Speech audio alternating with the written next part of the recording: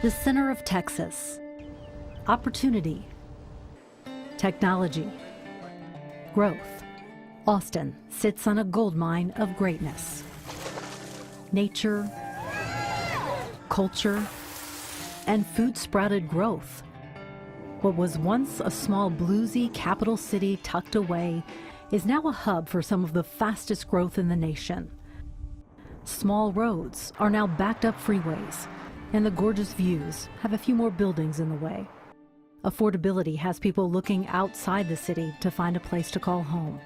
We're going to take you to a few of those places just outside Austin's limits to see their perks and problems. We begin with home prices, growing just as fast as the area. Dig down the numbers, and it's no wonder finding a place to call home in Austin is tricky. There's no doubt that that is an issue for some people in our community. Charlotte Lipscomb has sold real estate in Austin for more than 30 years. It's still a little big town.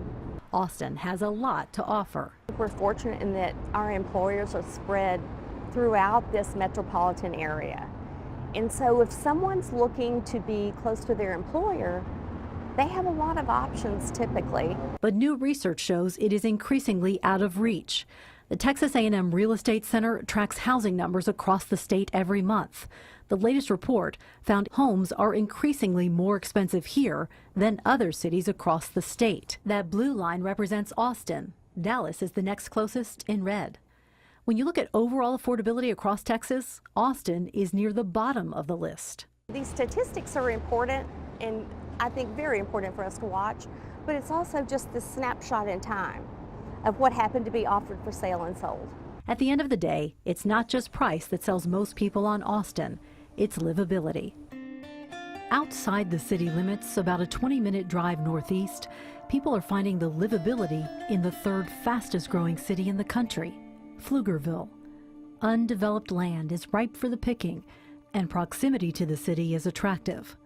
Just north of Pflugerville, another city, this one even smaller, is making its mark. Both of them are experiencing booming growth, thanks to Austin. But this was corn. Gerald Wilkie has lived in Pflugerville since the 1970s. Here we go. His family farm has been here far longer. There are 67 acres left. Piece by piece, Wilkie's family sold off part of the original 300-acre property. And they took some acreage off the front here to build this toll 45. State Highway 45, once Wilkie Lane, a country road named after his family. I never did think I would see cars going up and down that fast. In a region where the train used to be the only real source of transportation, SH-45 and SH-130 put the area's development in the fast lane. Really opened the world up to Pflugerville. Amy Madison is in charge of recruiting new businesses. It's just been exponential growth. Part of that has been through a boom of 3D printing companies. Just one of the industries to move into 130 Commerce Center, a business and industrial park in Pflugerville that filled up. But with more than 2,000 undeveloped acres along 130, Madison says the growth is far from over. It's the same story in Hutto, where they are creating the new Innovation Business Park. The doors have just been knocked down. People are coming left and right. According to City Council member Nathan Killo, the plan includes 6 buildings. Paradigm Metals will make one of those the company's new home. We came to this building never, ever thinking we would outgrow it. The move will allow the company to double their square footage and grow their workspace. In 2005, the company had 35 workers. Today, it's 300. By 2021, 400 to 500. Moving to Hutto is actually going to give us the opportunity to and afford us the ability to grow at the rate our customers are expecting us to grow. The location in Hutto next to Texas State Technical College will help them recruit. We wanted a community that was totally self-reliant, that you could work here, you could live here, and you could play here. Crews are building a downtown district called the Co-op in Hutto, and it will include restaurants, bars, shops, a movie theater, and apartments. From a standpoint of being able to go in and out of big city and still live small, we are great at that. Similarly, Pflugerville has new retail centers, a new multi-million-dollar football stadium, and a newly renovated water park. For the first time, they have a hotel with 7 more in the works and a hospital on the way. Well, I call it an explosion, and I call it growing at warp speed. This is an example how it's changing here, and it's changing in a hurry. Wilkie has seen the growth in more ways than one. He started as the Pflugerville School District's agriculture teacher back in the 70s. At the time, there were about 200 students in the high school. Now there are 4 high schools with about 8,000 students. But it's filling in now, and it's filling in fast. As for his last acres, Wilkie doesn't have plans to sell yet, but thinks it may be inevitable. It'll go one of these days. It's not just up north. A farming town to the south has people sticking around instead of driving through on their way to San Antonio. 2 towns in that corridor have seen combined growth of 170% since 2010. New ventures have people opening up businesses and starting a new life farther south. We love the fact that Kyle sits right on 35. Just 20 miles south of Austin sits the self-proclaimed pie capital of Texas. You can see the growth in Kyle's developing neighborhoods, including Plum Creek. And the city is not only opening its doors to new homeowners looking to lower their cost of living, it's also opening doors for others to live out their dreams. It's a little bit sour, a little bit sweet. That's going to be the bubble gum. Sure. This ice cream shop downtown opened just over a year ago. The owner of La Ola Pop Shop, Julian Hernandez, says he and his wife Paulina moved from Austin to Kyle about 4 years ago. Crime rate's obviously different. Home prices and rents are different. The couple had hopes of starting a family and creating a business of their own. We looked everywhere, but Kyle offered the best opportunity. It's kind of taken some real investors to come in and see some vision in our downtown. Diana Torres says it's businesses like La Ola Pop Shop that have helped draw more people to the heart of the city. Torres is the director of economic development for the city of Kyle. We're in between Austin and San Antonio, which is the fastest growing corridor in the country. So we're blessed to have, location. And the location, in addition to an availability of land, has its advantages. Fortune 500 companies are starting to show us some attention and some love here. Medical facilities like the Seton Medical Center built to meet the needs of more people. Since 2010, the city's population has grown from about 24,000 to 44,000. And you can see the change over time. We are no longer that community of 10 or 15 years ago. The winds of change have also reached Buda. It was a farmers community, and now, as you know, it's just exploding with growth. Dodie Ellis has seen the transformation of Buda firsthand. The mill had belonged to my grandfather, J.C. Ruby, in the 60s. The Buda Mill and Grain Company, located just south of downtown, is still in the family after 54 years. People, when you drove by, you just kind of didn't even look. That was years ago, but that's not the case anymore. Now you see all these people in their 20s and 30s. It's just vibrant. And it's exciting. We wouldn't be here if there wasn't all this growth. She and her family started renovating the mill in 2012, hoping to keep up with the changing times. So they restored its old barns and began bringing in new businesses, including eateries and retail shops. Everyone will tell you they don't want to drive into Austin. They're tired of the traffic and they want something to do here, and we wanted something that kept people here. The goal is to basically keep people living, working, and playing here. It's Ann Miller's job to help bring business to Buda. She says the city is seeing lots of commercial development. We're working our way to being the health capital of Hayes County, with Baylor Scott and White, St. David's, and Ascension Seton all working on projects. Traffic is a side effect of rapid growth, the city going from about 7,000 people to 16,000 in less than a decade. See for yourself, the Sunfield and White Oak Preserve neighborhoods continue to bring in more homeowners. I didn't want to be too far from Austin because I like Austin, but it was just, everything was just so crowded. And Austin natives like Leon and Susan Mendez say high taxes and utilities prompted them to move. Whether it's new faces or the familiar, the cities of Kyle and Buda are learning to welcome change. You can't stop growth, you can't stop progress.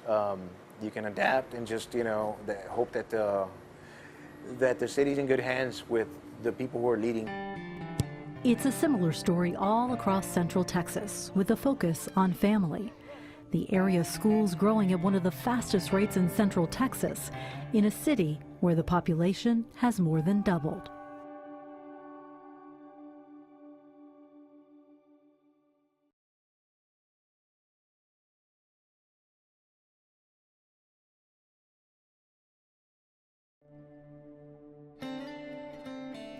Austin's influence is in all directions. The city's explosive growth has spurred a bit of change in the neighboring cities that used to be so far removed from the Austin weird culture. A small city vibe with great schools and places for families to gather have people looking to Austin's northwest. The city of Leander's population has more than doubled in the last 8 years.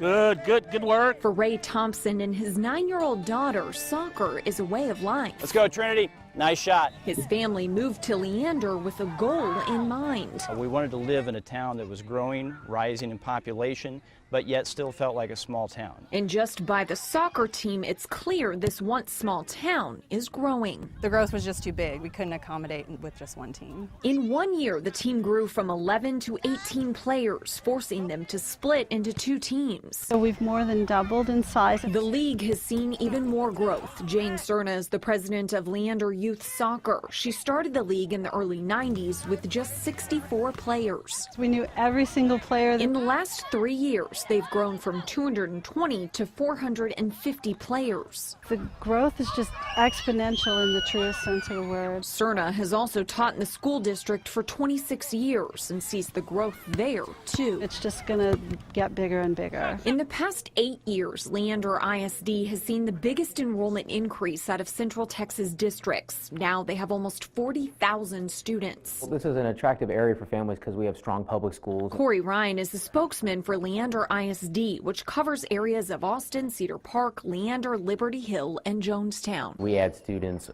every day of the school year. According to Ryan, they predict that they need to build 1 new school every year for the next 10 years to accommodate the growth.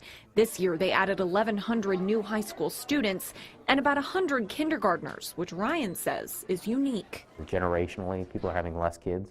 Declining kindergarten classes is something that is pretty standard in most districts, but here in Leander, we're growing from kindergarten through high school. Austin is the driver, but when they get here, they're looking for a good quality of life. Kent Cagle is the Leander city manager. People have moved from all over the country here and all at once. In the past 8 years, the population has more than doubled to about 56,000 residents. So many new people moving in, and they have high expectations, as they should. They don't realize just the other day we were a baby in a crib. And that can bring some challenges. There's lots of infrastructure and projects that take years to plan, design, and build. And the town's changing faster than that. Cagle says they're also lacking in some amenities like retail shops and restaurants.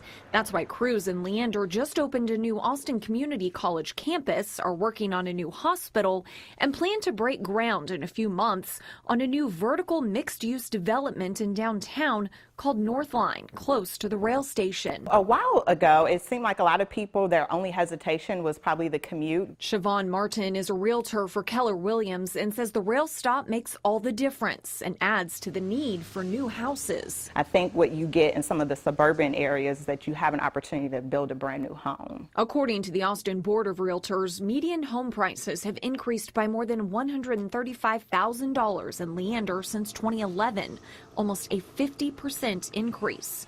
Houses that are becoming homes for families like the Thompsons and creating another Central Texas boomtown. As Leander works to keep up with all the families, the city of San Marcos is attracting an older crowd. The college students are mixing in with retirees, and there are plans to grow businesses as the housing demand increases.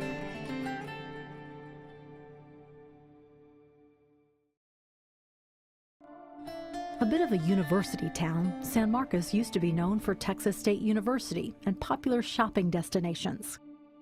In the past few years, the college students have started to make way for families and retirees. Businesses have taken notice. So excited, oh my God. I have a medium iced dirty blonde. Inside mochas and javas, they're grinding up espresso more than ever. I have a medium hot mocha bianca. Which would make sense. San Marcos is growing more than ever. We're not done. This is Kevin Carswell. Not yet. As the owner of the coffee shop, Oh, yeah. he sees growth by who is coming into his store. Historically, it's been mostly students filling the seats because this first location is right across the street from Texas State. But more and more but also more of the professionals, visitors, tourists, families coming to San Marcos as well. There's a lot of great things going on here in San Marcos and along the 35 corridor. Jason Mock is the president of the San Marcos Chamber. He says just inside the city alone, there are 3,000 businesses. The only way they're staying supported is with more people moving here. There's more residents moving here than college students moving here. So we're seeing a great mixture. You know, we're blessed to have Texas State in our backyard, and I think that's what makes San Marcos a great place. In 2010, about 43,000 people called San Marcos home. Just 8 years later, that's more than 63,000. The next 20 years, we're going to have another 30 to 50,000 people living in San Marcos, most likely. Over time, I think you'll see San Marcos rise above, you know, the pain and struggle that Austin has faced over, you know, with traffic and infrastructure. And while the Texas State student body continues to grow, with 2018 being the 6th straight year of record freshman enrollment, there's also an older group calling the community home. And that is that retiree market. That's that old 55-plus market. Kissing Tree is an active adult retirement community that's been building up for the last year. And they have seen a lot of growth in there. I think for senior citizens, it's a great place for retirees, business people to live. So much so, Forbes named San Marcos the top place to retire in all of Texas. And plenty of new developments for younger families are popping up around the city, like the La Cima subdivision west of town. All of this changing San Marcos from the outlet mall or college town community to an area filled with growth of local businesses and people. It's only going to get better. It's only going to get bigger and stronger. So as for mochas and javas, this is pretty normal. This is not close to being busy. it allows them to think about opening locations beyond the city. You know, as we've opened 5 locations now, and we want to expand our business north and south of San Marcos. You know, and when you can start doing that and you can start to add jobs to the community in the surrounding areas, that's very powerful. A continued shot of espresso, not just for these customers, but also the community's economy. It does have that double shot of espresso, and I mean, we're seeing growth, and I think the growth is going to continue. I do not expect it to stop anytime soon. We're going to continue to have growth. It seems a lot of Central Texans see the growth and see the bad, but there's a lot of good that comes with living in a booming city. To watch future small business start is just a plot of dirt. To watch homes go up that will house families who get to start their future. There's a reason we are all attached to Central Texas.